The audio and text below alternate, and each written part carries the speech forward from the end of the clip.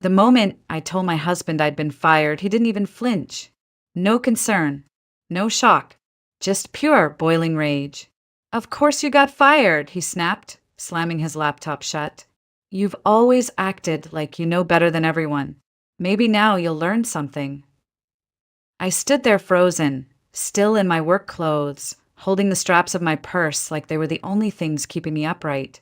I had rehearsed this moment in my head a dozen times, imagining how he'd pull me into his arms, tell me we'd figure it out together.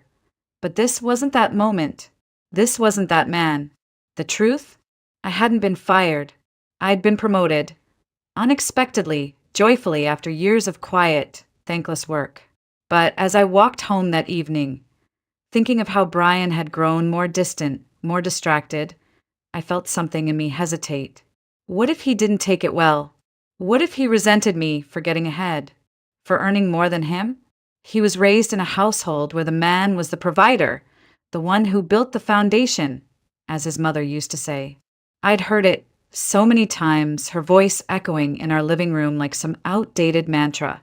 Still, I didn't expect him to explode the way he did. I remember how he looked at me like I was some liability, some deadweight he hadn't realized he'd been carrying. Do you even understand the position you've put me in? How do you think we're going to pay the bills now? He kept yelling, pacing across the room, not once asking how I was feeling or what had happened. I said nothing, not because I didn't want to defend myself, but because I physically couldn't speak. My throat had closed up, like my body instinctively knew I needed to stay silent. And maybe that was a good thing. Because if I had told him the truth right then, that I'd been promoted, that I'd be earning more than ever before, I would have missed what came next. I would have missed the cracks beneath the surface that were finally starting to show. Instead, I just stood there as he raged on, telling me how I'd never contributed anything real, how all I did was shuffle papers while he built actual things that mattered. I barely remember how the rest of that evening went. I think I went to the bathroom and stood under the shower for half an hour, letting the water scald my skin as if it could wash away the humiliation, the confusion, the fear. That night, he slept on the couch without a word. I lay in our bed, staring at the ceiling, my mind racing. There had been signs, I realized. Signs I had ignored for too long. The late nights at work, the secretive glances at his phone, the way he stopped meeting my eyes when we spoke. And now, his total lack of empathy, his coldness. It wasn't just about the lie anymore. Something else was going on, something darker. And I was starting to feel it rise beneath my skin, the instinct to survive, the instinct to know the truth before it destroyed me first. Looking back, the signs had been there long before I ever uttered a word about being fired. They weren't glaring red flags, at least not at first. Just small things. The way Brian started coming home later and later, always with a vague excuse. The way his phone, once casually left on the kitchen counter, was now always face down, locked tight. Or how he'd started skipping our Saturday breakfasts, something we'd done religiously for years, with nothing more than a shrug and a maybe next time. I told myself it was just stress. His construction firm had taken on a massive downtown project, and he was working more than usual. I wanted to believe that. I really did. Because the alternative, the creeping suspicion that the man I'd shared a bed with for 10 years might be slipping away, was too painful to face. But the moment that lodged itself into my memory, the one I kept playing over and over again in my mind, happened 2 months before I tested him. I'd gotten off work early one Friday. My team had wrapped a product launch ahead of schedule, and I thought it'd be sweet to surprise Brian, cook his favorite dinner, open a bottle of wine, bring back a little piece of us that had been missing lately. I let myself into the house, quietly, thinking I'd catch him working in the living room. But as soon as I opened the front door, I heard his voice coming from down the hallway. He was on the phone, speaking in a tone I hadn't heard before, serious, clipped, almost rehearsed.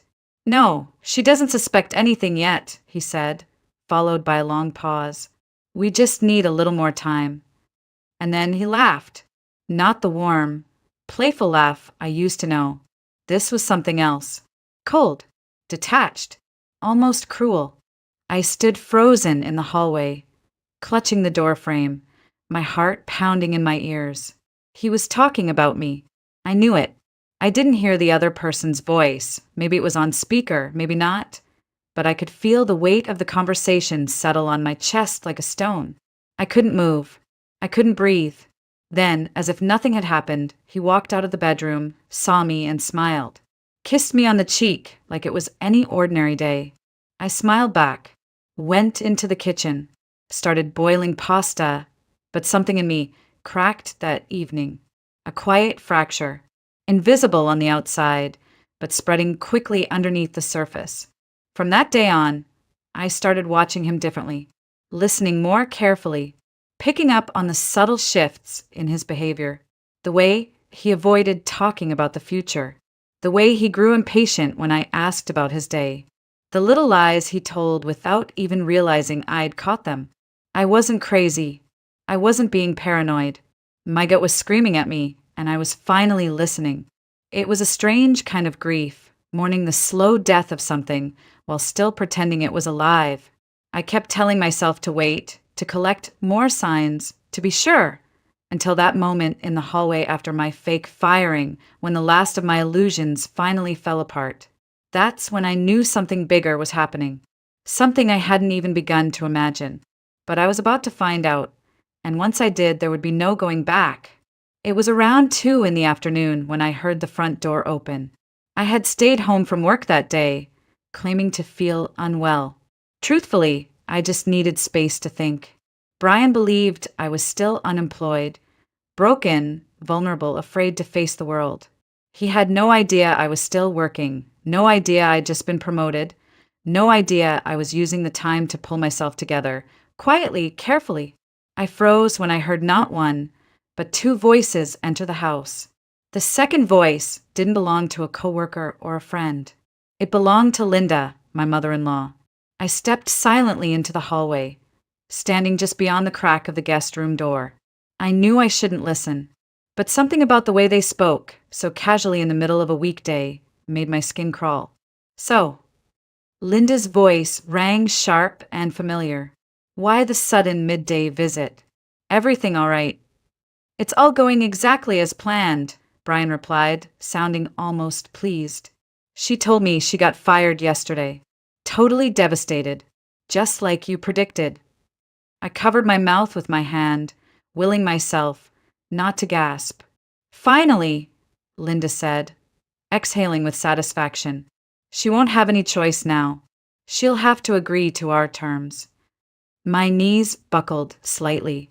I leaned against the wall, heart pounding so loudly I could barely hear what came next. She's completely dependent on me now, Brian continued. Selling the house is just a matter of time. Linda let out a smug little chuckle. See, I told you that girl was never right for you.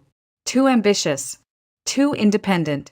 You really think she'd be with you if it weren't for your father's house? It felt like being punched in the chest. That house had been our home for a decade. I'd invested so much of myself into it, my time, my money, my heart. And now they were planning to sell it like I was just some tenant they'd finally tricked into leaving. Don't start, Mom, Brian said with a sigh. We already talked about this. And what about Claire? Linda asked, when are you going to tell her it's time? Claire. The name hit me like ice water down my spine. Claire Jennings. I knew who she was, vaguely. Mark's girlfriend before the accident. Mark, Brian's older brother, who died in a car crash 3 years ago. Claire had disappeared after the funeral. I had no idea Brian had kept in touch, let alone. She's ready, Brian said, voice suddenly gentler. The baby's doing great. Claire says he's growing fast.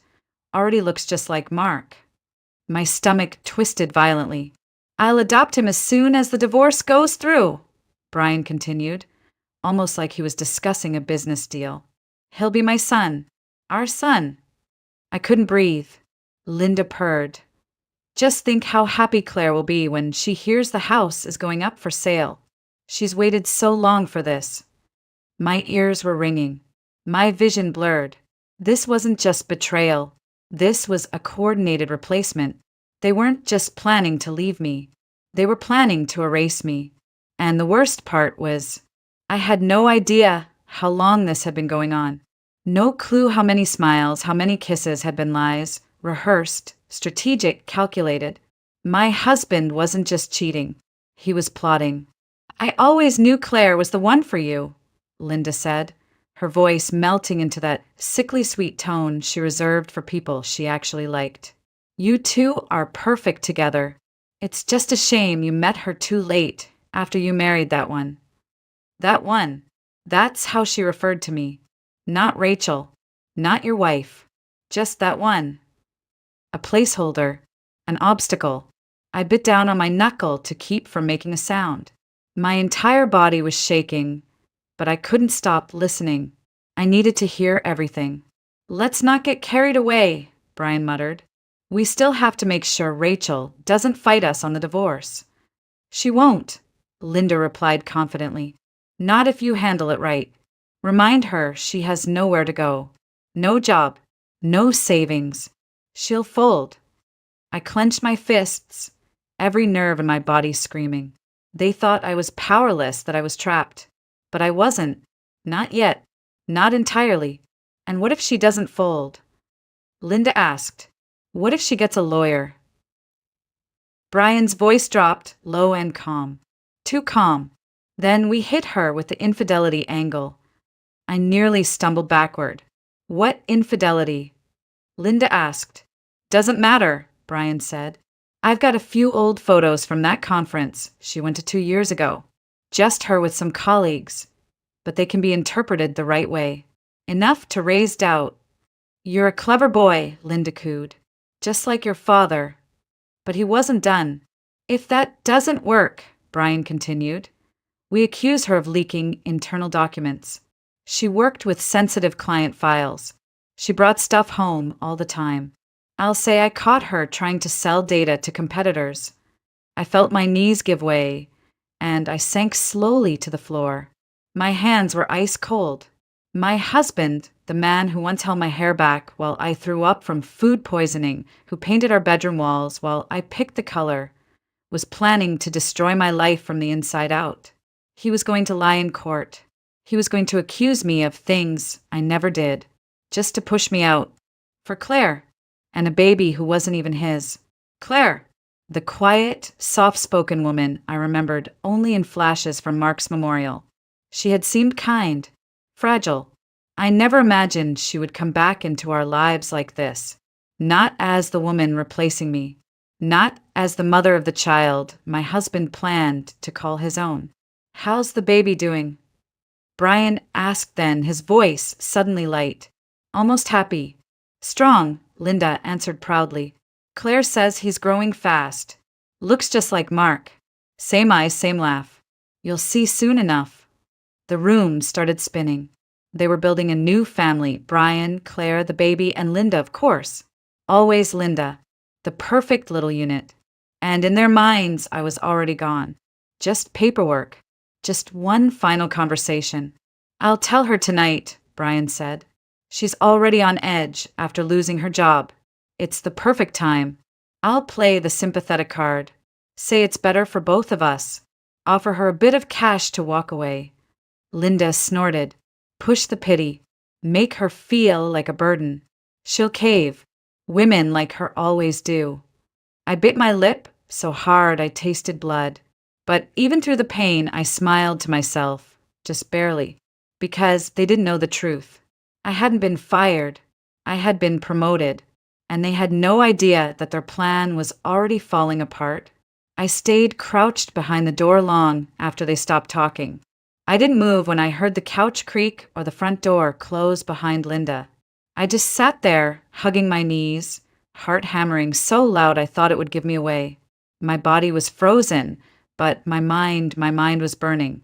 This wasn't just betrayal. This was war. And I'd walked right into it, unarmed, unaware, until now. But I wasn't going to be a casualty. Not quietly. Not ever. That night, I didn't speak to Brian.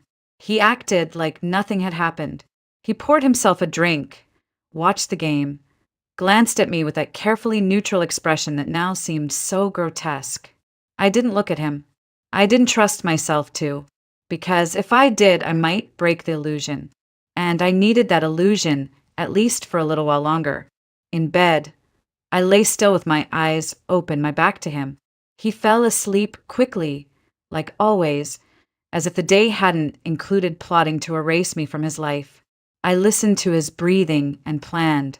The next morning, I left the house before sunrise. I didn't go to work. Not right away.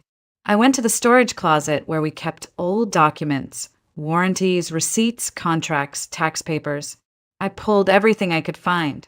I needed proof, evidence that I had contributed to that house, that I had invested in it with my own money, not just my presence. The new water heater? My bonus paid for it. The custom cabinetry in the kitchen? My design, my deposit. I dug out bank statements, delivery invoices, furniture receipts. I packed them all into a box, then into a bag, and drove across town to the only person I trusted, Emily. Emily Barnes wasn't just a colleague. She was my friend. For years, we'd been each other's sanity during late nights at the office. She knew my coffee order, my birthday, the name of the stray cat I once tried to adopt and failed miserably. Most importantly, she'd never once betrayed me, not even with gossip. And that made her invaluable now. When I showed up at her door, she didn't ask questions. She just looked at me for a moment, then stepped aside. "I need a favor," I whispered. "Say no more," she said. In her kitchen, I placed the documents on her table. "If anything happens, if I disappear, if I stop answering calls, give this to my lawyer." She raised an eyebrow but said nothing. "I'm not being paranoid," I added, seeing the concern in her face. "But I can't take any risks." Emily nodded slowly. "You're scaring me a little. But okay, whatever you need." I exhaled, the tension in my chest loosening just a bit. I hadn't told her everything. Not about Claire, not about the baby, not yet, but she understood enough. That something was deeply wrong, that I needed her. And for now, that was enough. As I drove back home, I passed by the park where Brian and I used to walk on Sundays. I remembered how he used to hold my hand, how he once looked at me like I was his entire world. That man, that version of him was dead. The one waiting at home for me now. He was a stranger in familiar skin.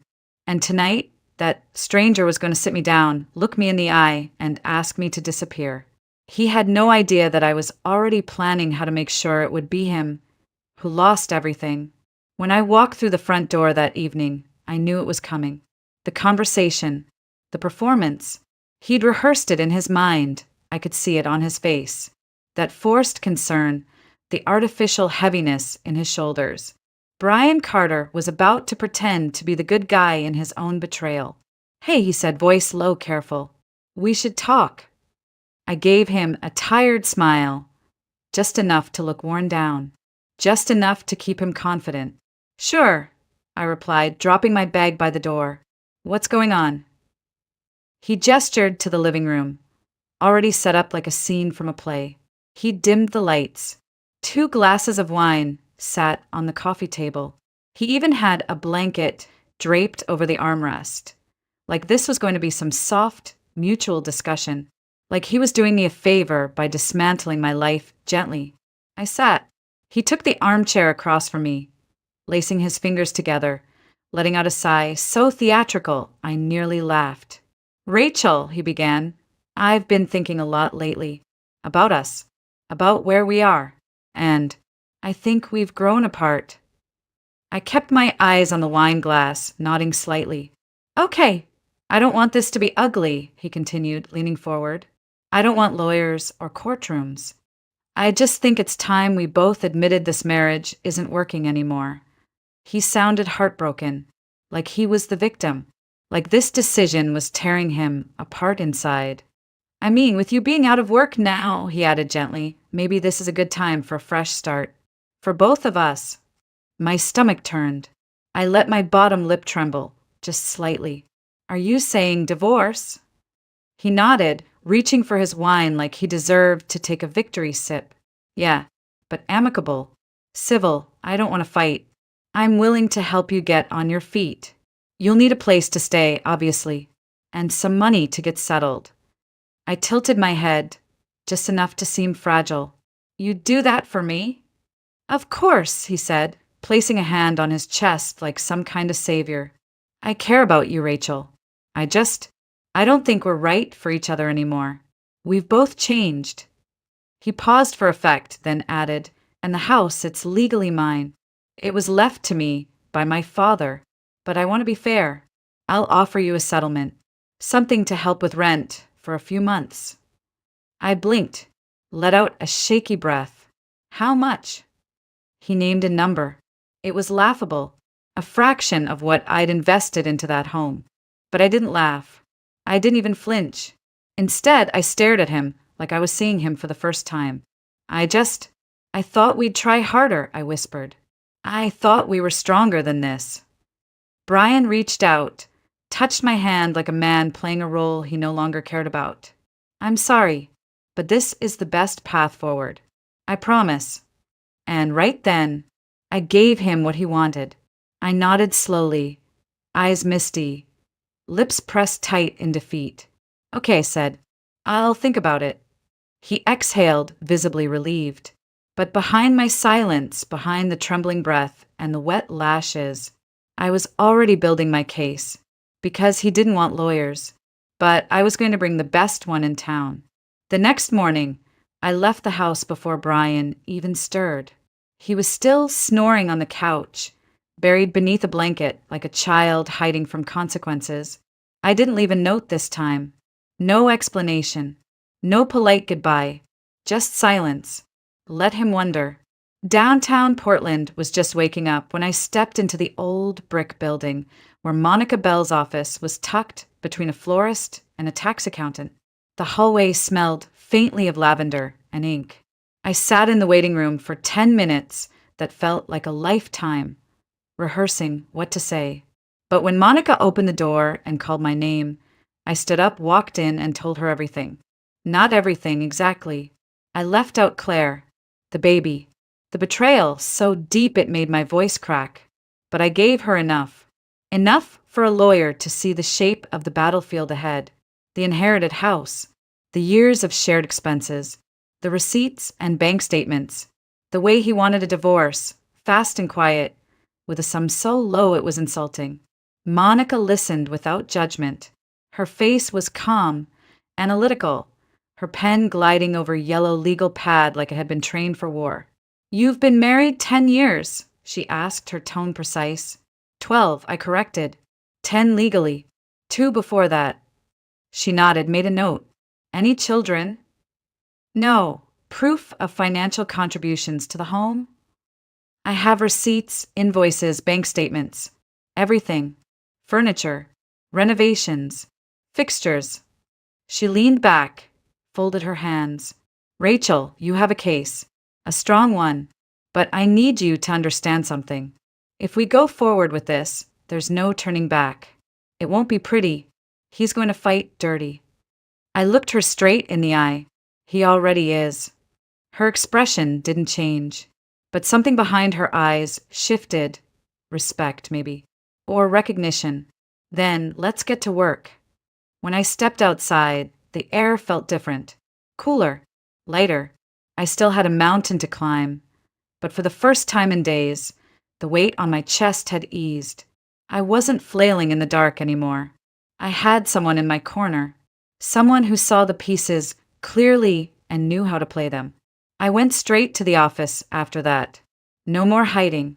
I walked through the doors with my head high, greeted my team, sat down at my desk, and opened the department dashboard like nothing had happened.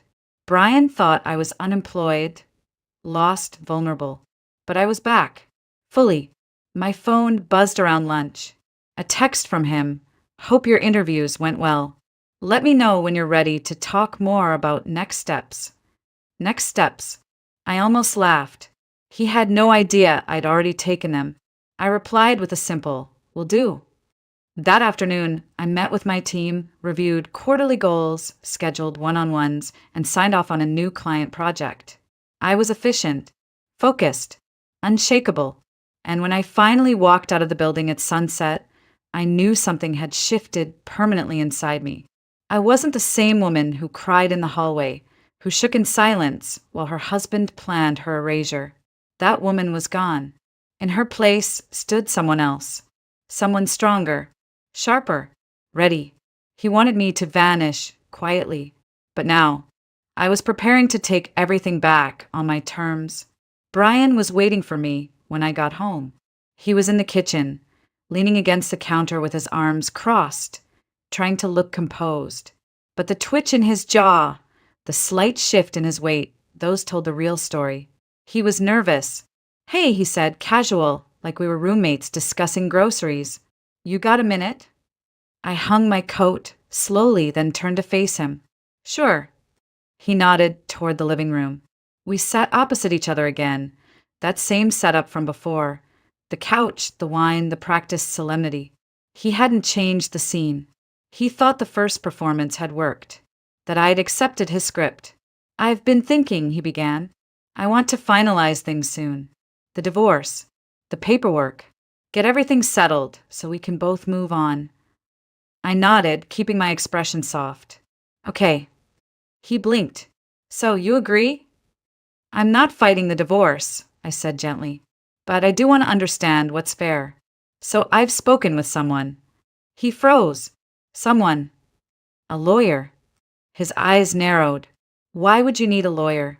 I'm offering a generous settlement. We can handle this ourselves." I tilted my head. "You said the house was legally yours, right?" "It is," he said quickly, "but we've both lived there for over a decade. I've invested money. I have receipts. I just want to make sure it's fair." He laughed, sharp and defensive. "Rachel, come on. You're blowing this out of proportion. You lived here. That's not the same as owning it." "I paid for the kitchen remodel," I said softly. "The bathroom tiles, the appliances, all from my accounts. I just want that acknowledged." Brian stood up, pacing now. "I don't want this to get ugly." "Then don't insult me with a number that barely covers 3 months of rent." He turned toward me, and for the first time, the mask slipped. I saw it, the flash of anger, of panic. "You're being unreasonable." "No," I said calmly. "I'm being smart. You taught me that, remember? Plan ahead. Protect your assets." He ran a hand through his hair, eyes darting.